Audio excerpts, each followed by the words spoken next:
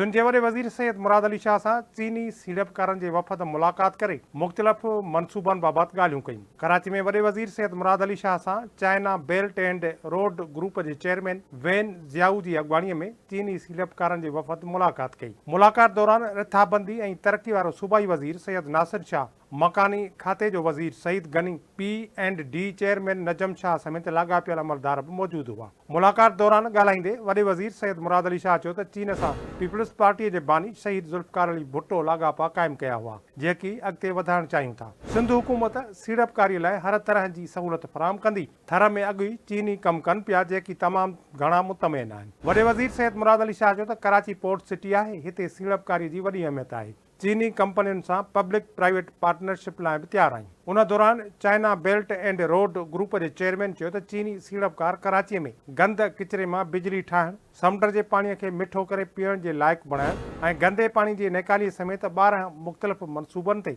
सीड़पकारी करण जा ख़्वाहिशमंद आहिनि। P&R चेयरमैन ॿुधायो त चीन जा सीड़पकार बिजलीअ ते हलंदड़ नंढनि तोड़े वॾियुनि गाॾियुनि जा प्लांट लॻाइण वारो मनसूबो बि शुरू करणु चाहिनि था। इजलास में पेट्रोल ते हलंदड़ मोटरसाइकिलनि लाइ बिजलीअ जी किट तयारु करण वारो प्लांट लॻाइण ते बि ॻाल्हियूं थियूं।